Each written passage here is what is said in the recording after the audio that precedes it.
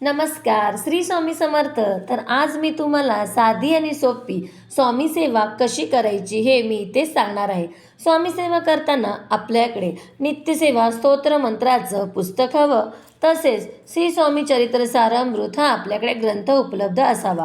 यानंतर स्वामींचा जप करण्यासाठी ही जपमाळ आपल्याकडे पाहिजे. तर आपण बघा, रोज स्वामी सेवा करताना आपल्याला कोणतंही पारायण करायच्या अगोदर आपल्याला स्वामी स्तवन हे वाचायचं असतं. तर अशा प्रकारे हे इथे स्वामी स्तवन दिलेलं आहे. तर आपण हे पूर्णपैकी स्वामी स्तवन वाचायचं.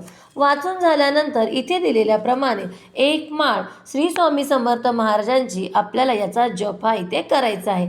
यानंतर आपल्याला श्री स्वामी चरित्र सारामृत हा ग्रंथ घ्यायचा आहे आणि यामधले आपल्याला रोजचे 3 अध्याय वाचायचे आहे. अगदी लहान स्वरूपामध्ये हे अध्याय असतात. अगदी 15 मिनटं आपल्याला फक्त हे लागतात वाचायला.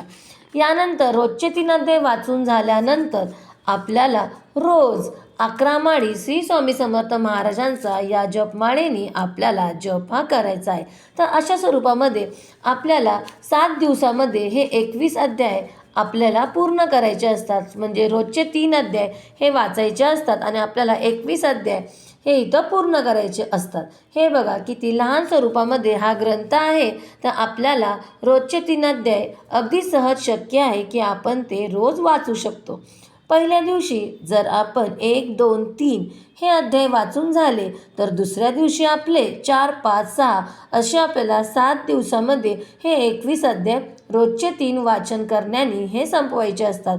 म्हणजे आपलं श्री स्वामी चरित्र सारामृत या ग्रंथाचं एक पारायण आपलं हे पूर्ण होतं. तर अशा स्वरूपामध्ये आपण साधी आणि सोपी रोजची नित्य स्वामी सेवा करू शकतो.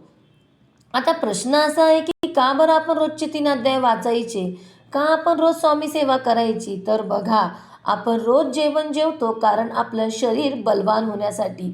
तसेच आपल्या शरीरामध्ये राहणारा जो आत्मा आहे त्यालाही भगवंताच्या नामस्मरणाची गरज असते. जर आत्मा आपला बलवान असेल तर आपण कोणतंही संकट अगदी आरामात सहजपणे त्याच्यातून आपण बाहेर पडू शकतो.